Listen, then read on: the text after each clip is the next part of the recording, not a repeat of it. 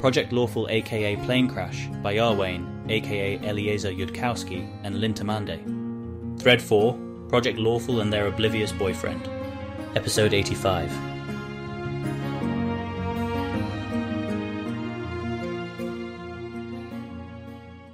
Asmodea's minute is up now. And during that minute, she's also thought about what her sponsor probably wants from this whole situation.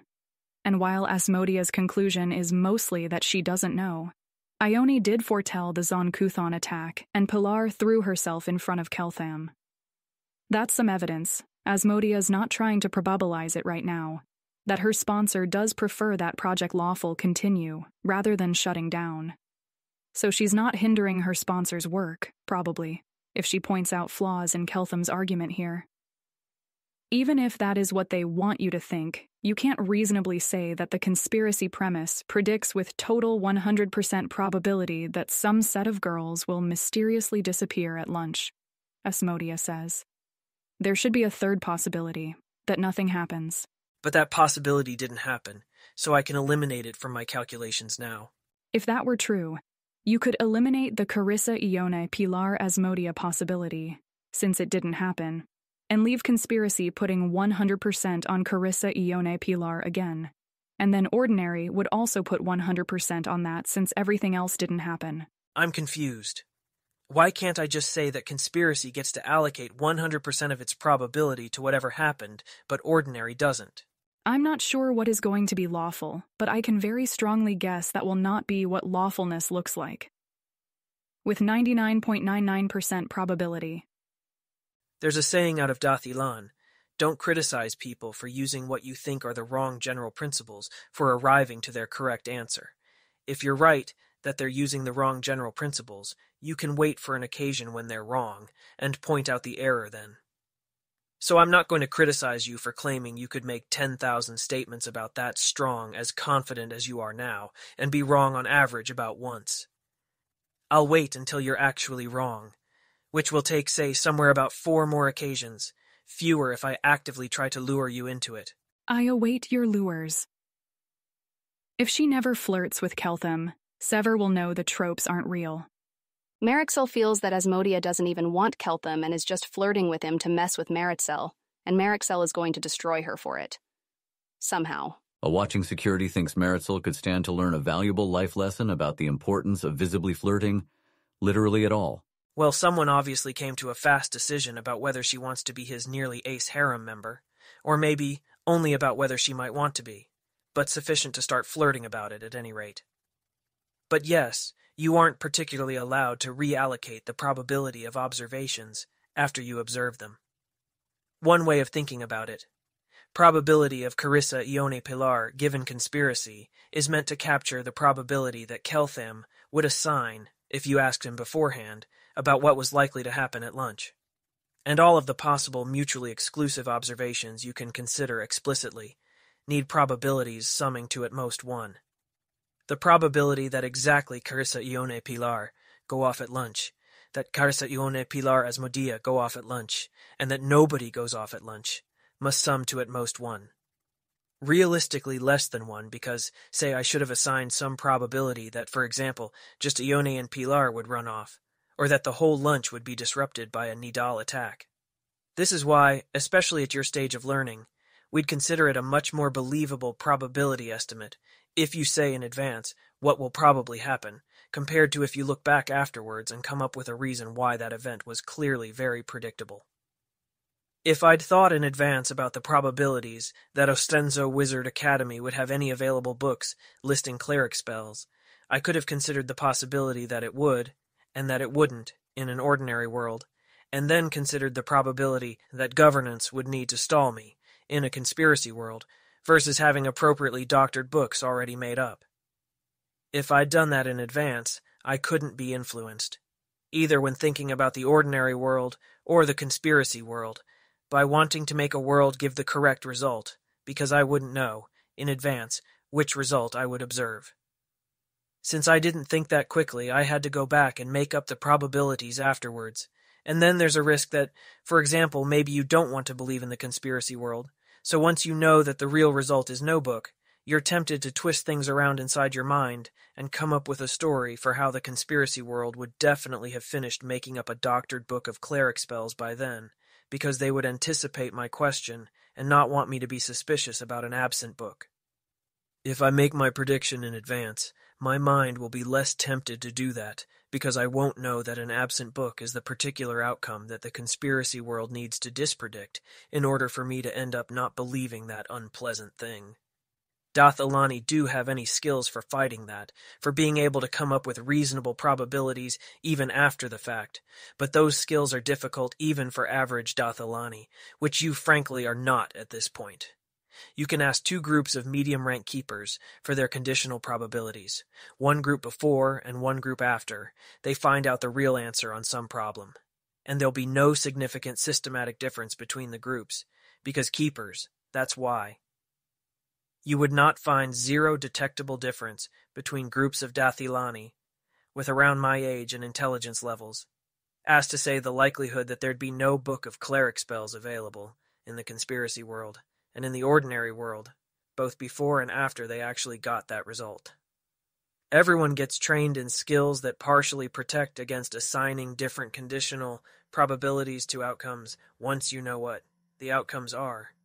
But that's, like, diminishing the distortion by a factor of 5, not driving the distortion down to undetectable levels. That's the realm of, I would expect, sufficiently old devils, or gods, but definitely, it is known, keepers rank 4 and up.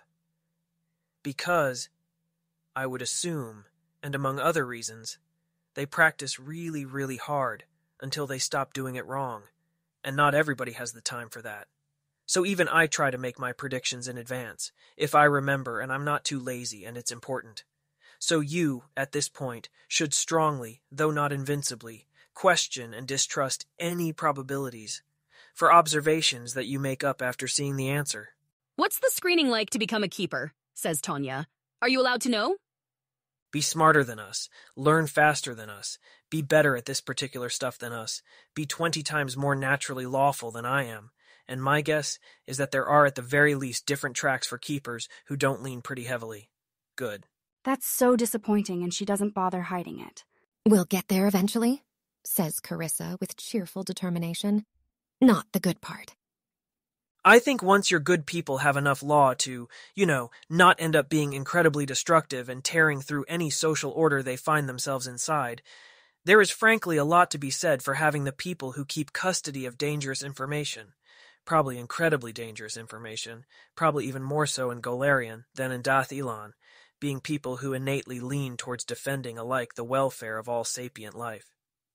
Provided those people are actually making correct predictions about what defends sapient life from harm, without a bunch of terrible second-order effects, and not being systematically wrong in audience-predictable directions, like fictional good supervillains. There are, even I think, any places for good in the universe, and that sure seems like one of them, if you have enough law. Actually, why isn't Otolmens classified as lawful good? Maybe ask Broom that at some point. Carissa can think of counter-arguments, but isn't sure this is a point it's wise to argue. Everyone in hell is evil, and it works out all right? I guess we're lucky Asmodeus wants the universe to keep existing and have lots and lots of people who can grow into devils in it. Yeah, what does Asmodeus actually get out of it? Or is he just the god of lawful evil people, who, if he fell into the system himself, would actually be lawful good, but like actual lawful good, and not whatever passes for horrible chaos-infused lawful good in Golarion? I haven't actually heard any motives or plans attributed to Asmodeus, except for good ones like wanting Cheliax to have better technology and governance, etc. Broom is worried about the sheer bizarreness of what Keltham is ending up believing. It seems one plausible way that Keltham could end up planning some very great deed about whose consequences he is very mistaken. I mean, he wants more people to become devils, so he wants Cheliax to be prosperous and have a large population. He wants other kinds of god resources that are harder to directly explain, but I think having more people and lawfuler and eviler people helps. Like, he can pick them as clerics, he can interpret them better. He likes contracts. I think just in their own right, a contract that enables something weird and complicated is inherently pleasing to him, which I suspect is why a devil took time out of his day to help you with ours. I think he's actually lawful evil, though he's just pursuing his own ends, but it happens you can do lots more with a rich and lawful civilization than with a weak and stupid one. I guess the gods who are good would want a lawful evil god who had selfish goals that good approves of, so maybe there was some selection operating long before recorded history. Makes sense. Well, sort of. Wanting people to be devils still sounds kind of good, unless you're doing something else with them. But Keltham wants to get back to math. To put Asmodea's argument into symbols, we could rewrite, after a quick prestidigitation, he should really hang 2 of those, so he's not stuck constantly asking for help if he fails to catch one. Like so. The probability of Carissa Ione Pilar given conspiracy equals 1 over 2,000. The probability of Carissa Ione Pilar Asmodea given conspiracy equals 1 over 2,000. The probability of everything else given conspiracy equals 1,998 over 2,000. Because in fact, I would have maybe assigned something like a 0.1% probability, if I'd had to start listing possibilities in advance, that either of those groups would go off by themselves at that particular lunch. But this doesn't completely trash the conspiracy theory, because you could say something very similar about the ordinary world. An ordinary world wouldn't have given me any more reason to think a group of girls would go off by themselves at that particular lunch, right? The probability of Carissa Ione Pilar given ordinary equals 1 over 220,000. And so, I claim, we end up in the same place as before. Concerned silent students. Pilar raises a hand. I think I have something I'd say, even if I didn't know anything about the actual story. So you think you can successfully correct for knowing the real answer? I'll let you try your hand at it, and see what I think. Go ahead. I have a strong sense that rules are being broken somewhere. Why is Carissa Ione Pilar 1 in 220,000 in an ordinary world and 1 in 2,000 in a conspiracy world? What are the rules that say that part? Simplicity itself. In either an ordinary world or a conspiracy world, there is, from my perspective, a 0.1% chance that some group of girls will mysteriously vanish at lunchtime. In an ordinary world, the further chance that this group is exactly Carissa Ione Pilar is 1 in 220, via picking from 12, then from 11, then from 10, and there's 6 possible ways to pick Carissa Ione Pilar in any order. That way, which works out to 1 in 220 probability. If there is a dark government conspiracy, on the other hand, the group must clearly be either Carissa Ione Pilar or Carissa Ione Pilar Asmodea, and for simplicity's sake, we'll say that either case has equal probability. By what rules does one get from the dark government conspiracy to Carissa Ione Pilar, or for that matter, Carissa Ione Pilar Asmodea? Keltham speaks with grave authority. Tremendously advanced mathematics, far too advanced for you to understand. He's lying, Pilar. I did know that, it's just... Trolling is not lying. Lying is when the person actually ends up persistently believing you. Since all my special knowledge is just about the ordinary world, not about the conspiracy one, I think I should be allowed to say the same as anyone else that I don't see any way that the conspiracy world actually does single out Carissa Ione Pilar in particular. You're obviously the more powerful operatives of the conspiracy, who'd need to occasionally hold meetings, and hence find some flimsy excuse to have a private meeting among yourselves. As opposed to just passing message around at the regular lunch table? Well, I think the general point passes. What actually singles out Carissa Ione Pilar isn't the conspiracy hypothesis at all. It's a completely different hypothesis. So yes, the probabilities I wrote down were utterly bogus.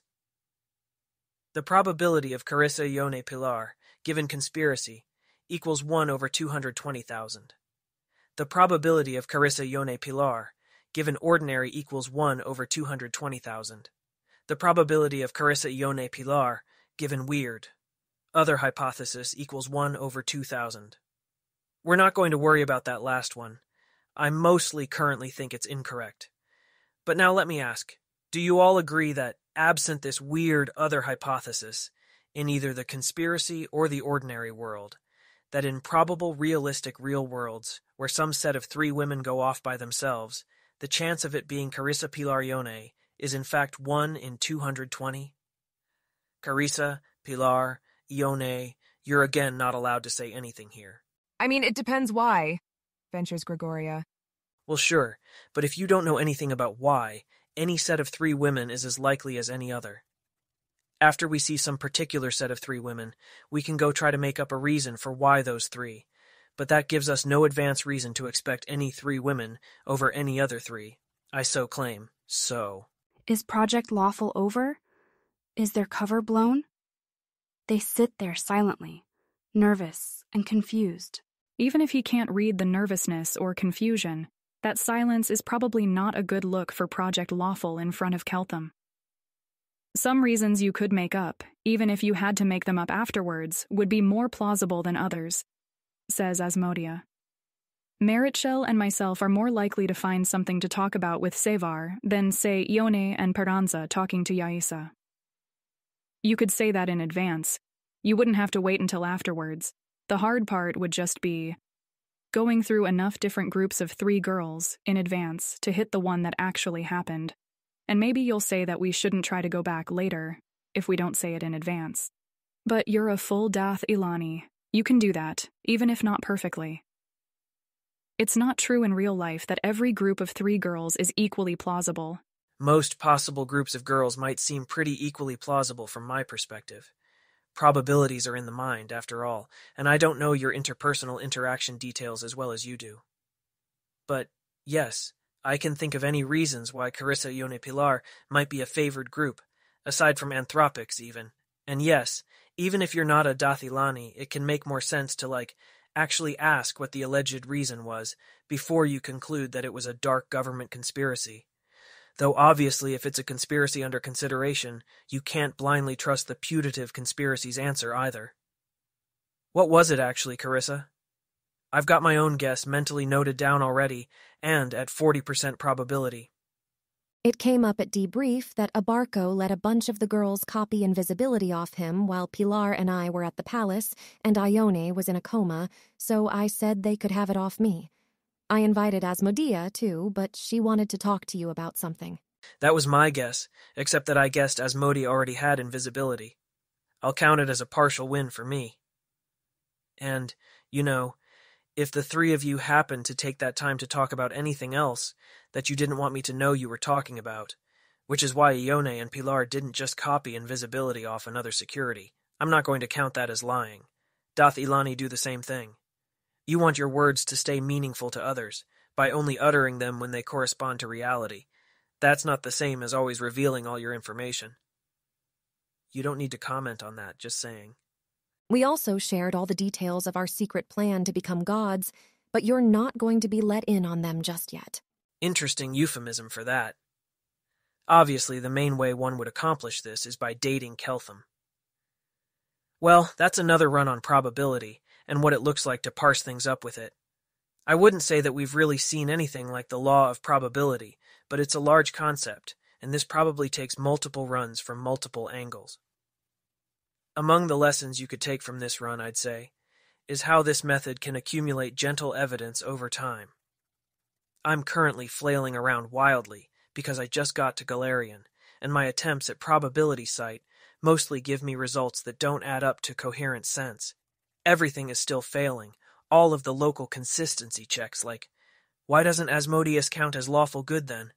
But once I'm actually used to this place, if I am in the conspiracy world, I'll be able to accumulate a bunch of things, like the convenient absence of cleric spell compendia from the library, and eventually figure out the dark governance conspiracy, even if no single piece of evidence is decisive. They don't have to give themselves away with one big failure of an event that could never happen in the ordinary world. I just need to be oriented enough to notice the soft accumulation of things that are 1.3 times as likely in the conspiracy world than the ordinary world, day in and day out.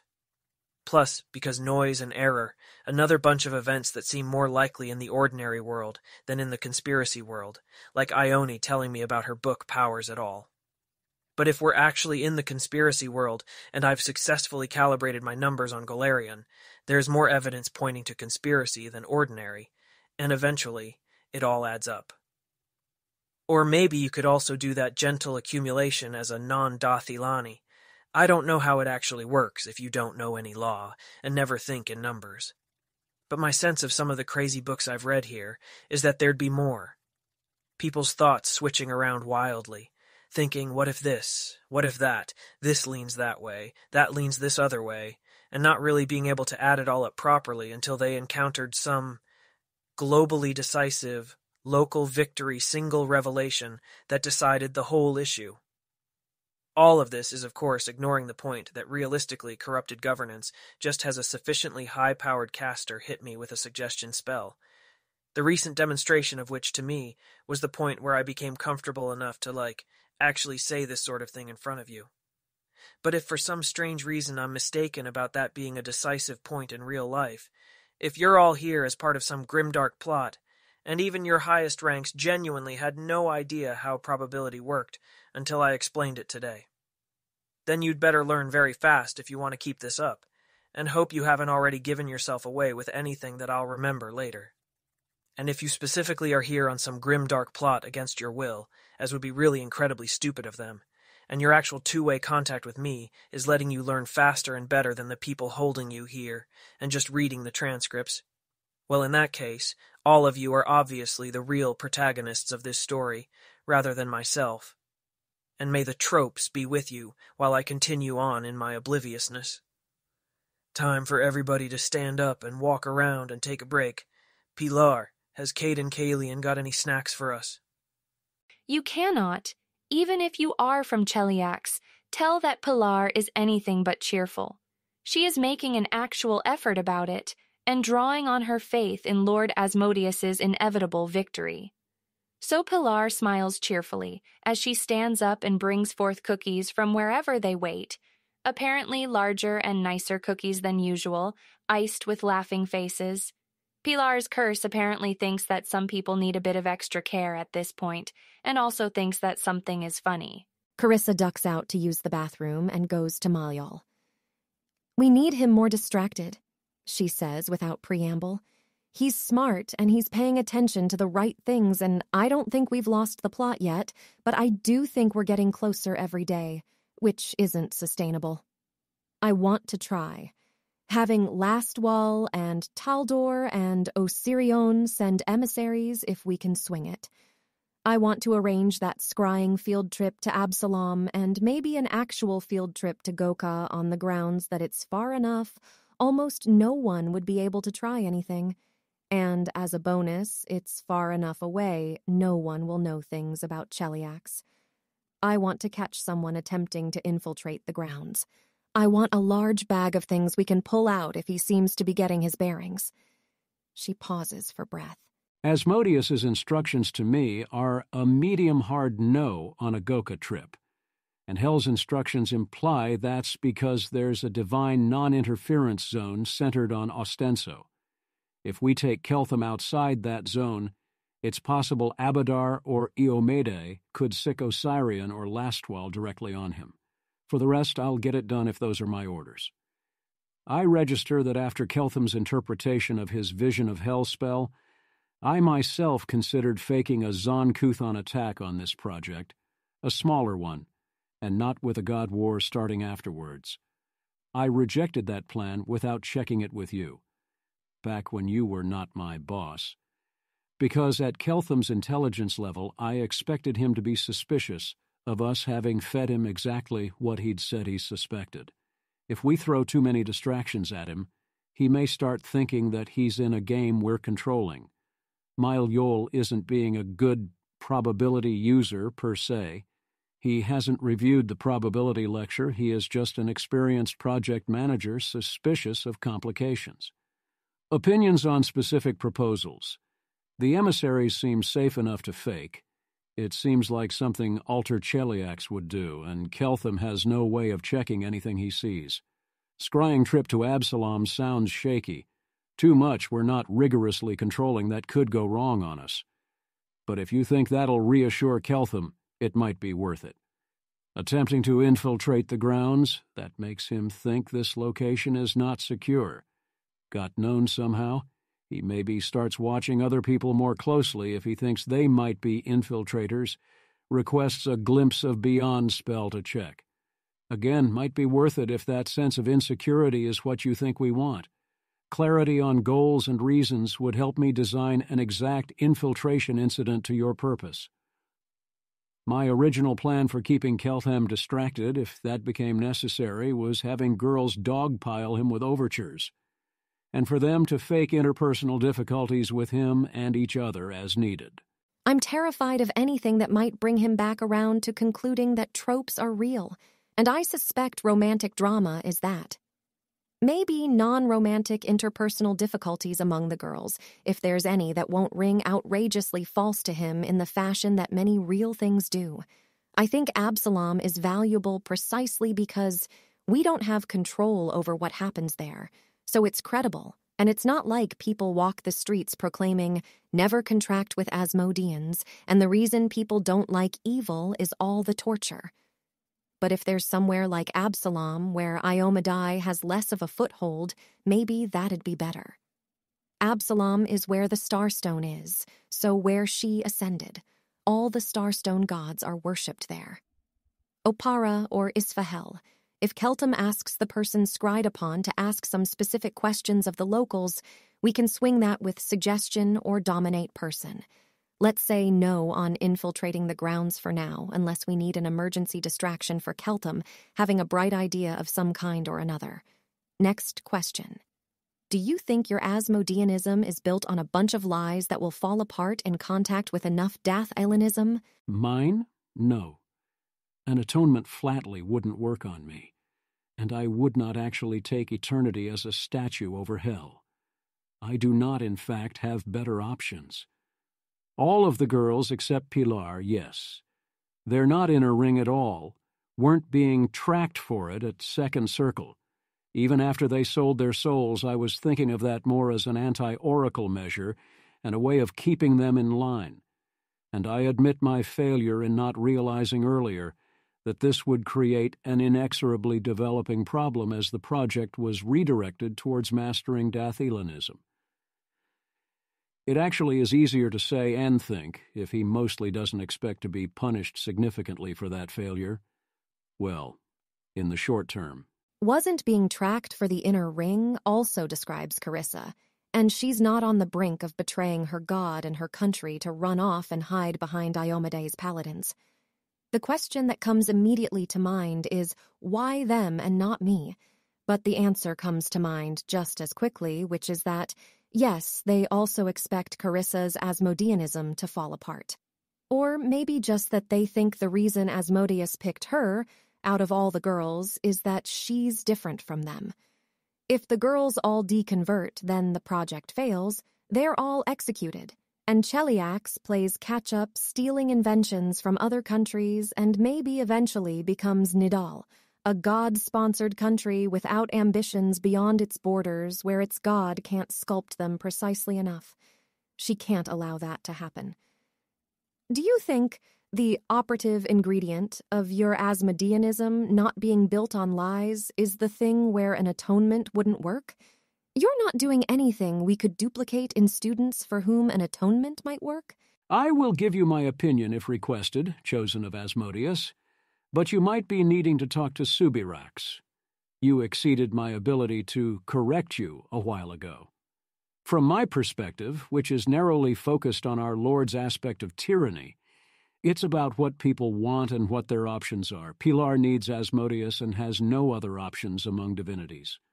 You are willing to undergo any amount of pain to become everything it is that you want to be. And I get the impression you've noticed at this point that there are things Axis and Heaven would demand you cut off from yourself. So you don't need lies to serve Asmodeus, and that qualifies you for the inner ring of people who are allowed to think. Most people don't like pain. Their inner lives aren't much more complicated than that. We put the outers into whatever situation we have to put them into, to make sure they end up in hell, and stay productive in their mortal lives and teach them to deceive themselves into believing that's their own choice.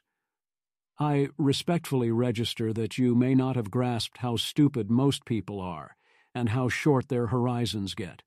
You may not have been read in on this part, Sever. Desertion is a major problem for Cheliax with wizards at Fifth Circle and above who can teleport. Selling your soul is mandatory before that point. They desert us in significant numbers anyways.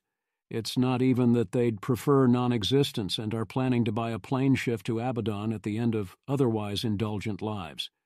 It's that having to accept the hierarchy in Cheliax is an unpleasant thing that's happening to them right now, and the punishment in hell can wait 70 years or so, they hope.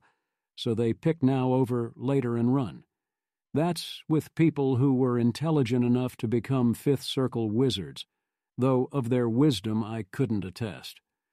What we've got going for us with this set of students is that they've sold their souls and will end up in hell if they end up anywhere at all.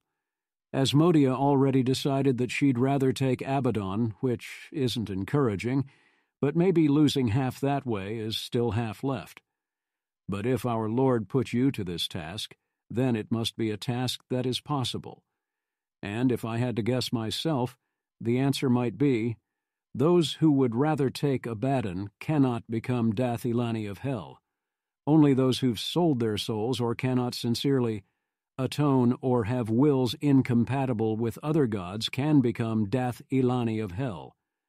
But maybe Dath-Ilanism does teach people not to be fucking stupid about their options like soul-sold wizards who desert on us, and that lets us scale about as far as other countries can take their own versions. Carissa is confused that Fifth Circle wizards desert even if they've sold their souls. It's confusing. It doesn't quite feel sufficient that they're just very, very stupid. Broken in some way, sure. She feels like Keltham, missing something that'd make the whole picture fit together, except usually when Keltham says that's how he feels, he's actually missing 8 things. I didn't know that. I'm going to talk to High Priestess Subarax. I don't think it's a hopeless task, but I did not have any idea how hard it was, and you should in fact have warned me sooner. I am aware you are all somewhat constrained by trying to manage my situation, but what's important here is that the project not fall apart of contagious heresy, and I didn't know it was close until Ione warned me. It doesn't carry a lot of force, as a reprimand with no punishment behind it, but it is what it is. Ferrer Mayol bows his head. Acknowledged, sir. He does not, in fact, require further punishment to understand that he has fucked up. Message from security. Keltham looks like he's thinking about reconvening. Ione Sala requests permission to conduct a fake poll of the class to see if they want an hour to digest probability, tell Keltham the majority voted yes, and send him off to study magic with Meritzel for an hour. Or Sala's preference, permission to take Keltham aside and scold him about producing anxiety in the class. Sala also wants to know whether Asmodia in fact has superpowers, and if she should read Asmodia in Sala's words, the Asmodian sanity issue. Ione is showing too much initiative and should stop.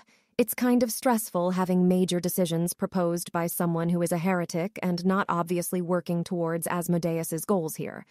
She'd like closer attention to Ione's thoughts. Please, what's she playing at? And try to forget that she heard the suggestion itself and just think about whether she wants class to reconvene right now. No, because the kids could use more of a break. Tell Yaisa to pull Keltham aside and ask very apologetically if he can walk her through the thing. She got stupidly wrong again. She's worried if she doesn't understand it when we restart, then she'll be even more confused by the end of the day. Tell Asmodia to try to come up with something clever to do with the underlying laws that produce probability to distract Keltham with after that. Tell Ione that she cannot take Keltham aside and scold him for that end-of-section lecture, even if she thinks she would in Alter Cheliax. That's too many layers. Tell Ione that Asmodia doesn't have superpowers, but is now doing a seduction gambit with Keltham off the lack of superpowers, and that Ione should not bring Asmodia in on anything. And now to Subarax at a bit of a run. Subarax is in her usual abode. Being totally candid works really well when you've been declared important by Asmodeus himself, and he's suspected of fighting with other gods over you. Do you actually want to go to hell? I recently realized that I was not looking forwards to it as much as might be hoped for in one of Asmodeus's own, chosen. I don't fear the pain. I don't fear being a slave myself again for a time. I do worry that my art might be smashed and remade entirely different in me, rather than perfected from this beginning. And what prompted this thought was wondering if you might perhaps be better at it than those who now train souls and devils in hell. The only reason I can think of for your price, not even to Lord Asmodeus, but merely to one devil of Dis rather than another, is that they think you will be much better at creating devils. I'm wondering whether the correct way of training devils might produce a devil whose arts of slavery are more like my arts at the end. I have given some thought as to whether to request, as a reward for all my own service in this matter, to be petrified until 1,000 years after your own death, in hopes of being received by you in hell. That's what I was thinking too. Or, not specifically you, I don't know enough about you to know if I have anything to teach you, but hell values the project girls, so hell can't be imagining that the point of us is to turn us into Contessa Lorelatha because they already know how to do that. I guess we could just figure out how to do it more efficiently, but it seems to me like there's something hell wants us to learn how to improve. And so the best answer to the girls is that I'm going to make sure that hell is a place where they grow. Except they're not going to believe that, because it sounds completely ridiculous. We do have the option of swearing to Asmodeus of the truth of those things that we might tell them, by which we ourselves have come to suspect this. It doesn't do to overuse that option, lest they come to expect it and suspect all unsworn is lies. But it is an option, when you need to tell a fellow Asmodean something ridiculous and true, if you are about Asmodeus's own work, that is, lest you invoke his name for only your own benefit. There is also some degree of corroboration, if the Queen is willing to declassify it for them.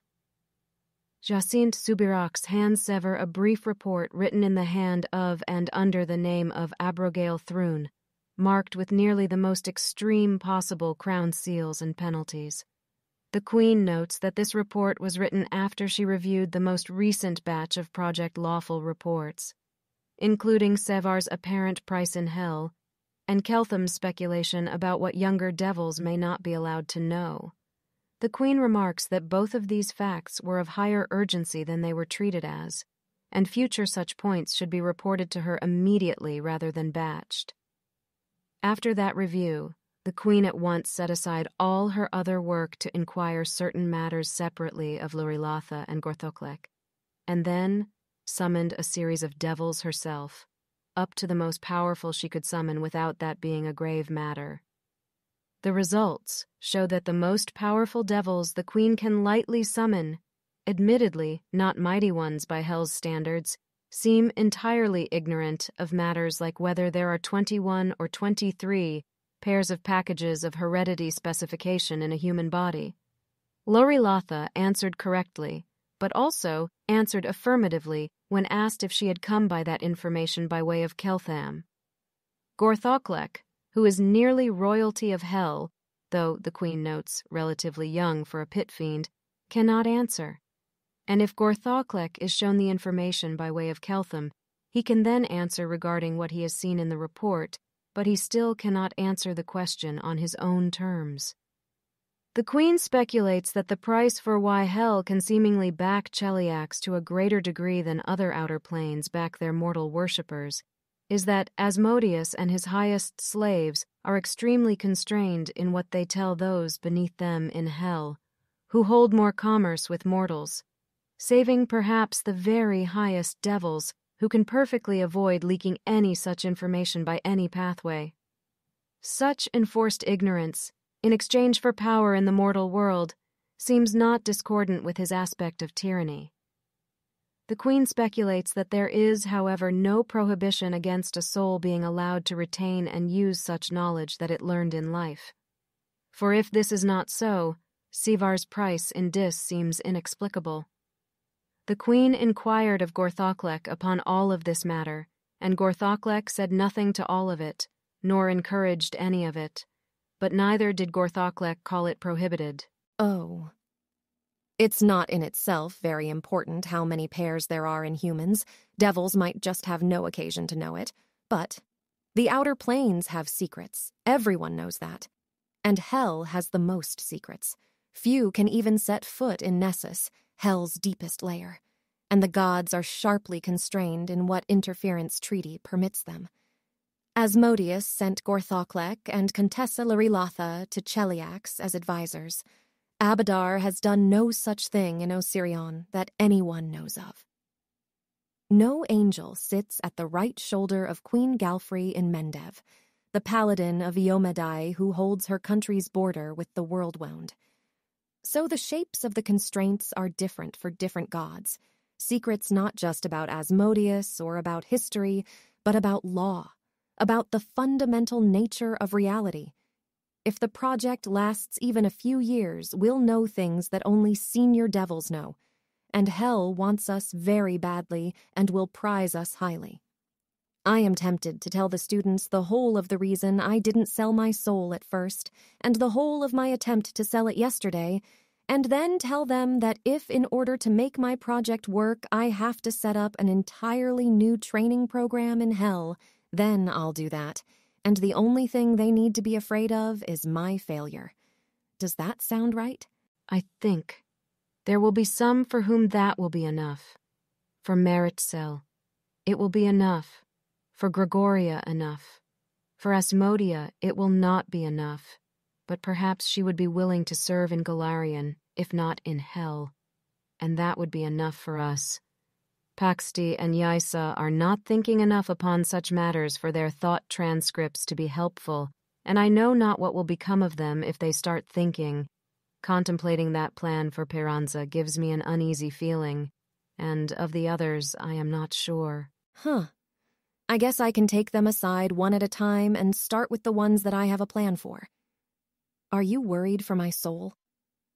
I feel loyal, but I keep thinking that if I were a different person watching Carissa and adding up probabilities, I would be worried. And I want to be steerable.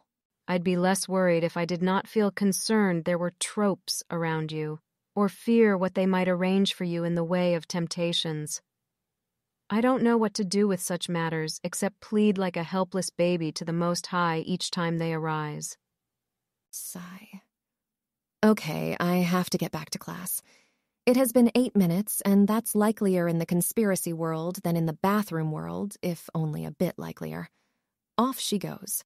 Keltham was in fact pondering that, but decided that the evidence seemed slight enough to go under the heading of Orient more to Golarion first, rather than noted on the list. If you want to pick up tiny pieces of evidence like that, you'd better also start noting all the times Carissa doesn't take an 8-minute bathroom break as evidence the other way. Besides, if Yaisa and Asmodia are meant to be distractions on purpose, they're impossibly obvious ones. Ione would like it noted for the record that she strongly suspects Keltham is adding up additional conspiracy evidence for every minute that this goes on, and she should really be allowed to just take Keltham aside and scold him properly for scaring everyone in Alter Cheliax. Security conveys Ione Sala's thoughts to Sever. Sala's other thoughts show a weary contempt for Asmodean idiocy, but an apparently sincere belief that Lord Nethys would want her to keep on bailing these idiots out of their own idiocy until that's obviously no longer tenable. Salah is also contemplating trying to further advance her own relationship with Keltham, to make sure that she ends up with him if he leaves, and remains able to continue doing whatever Lord Nethys wishes her to do for him. Also, Sala is trying to figure out whether her interest in scolding Keltham is anything sexual or not, because she's definitely finding it strangely fascinating. Carissa agrees that Keltham is adding up further evidence from everything that happens, because he told them that he was doing that in so many words not 5 minutes ago. Ione seems a little attracted to this vision of herself as the lone genius who can see what no one else can, but Carissa is in this case incredibly unimpressed. Carissa does not want Ione to have a conversation about how scary this would have been if they were, actually in a secret conspiracy, into which Keltham can meaningfully interpret lots of random phrases or facial expressions. She really thinks that conversation is likelier if Ione has something secret to convey to Keltham than if she does not. And Ione's permission denied was already communicated, which means that Ione thinks she's achieving what, exactly, by making the request again? Permission remains denied. Carissa doesn't know whether people get beaten for that in Taldor, but someone should look it up. Security will put someone on it. Note, though, that Ione Sala has a previous agreement with Elias Abarco about her being treated as a friendly Nethys worshipper rather than an Asmodean so long as she behaves herself. If that gets unilaterally renegotiated, there will be a lot of securities wanting to stand in line and take turns.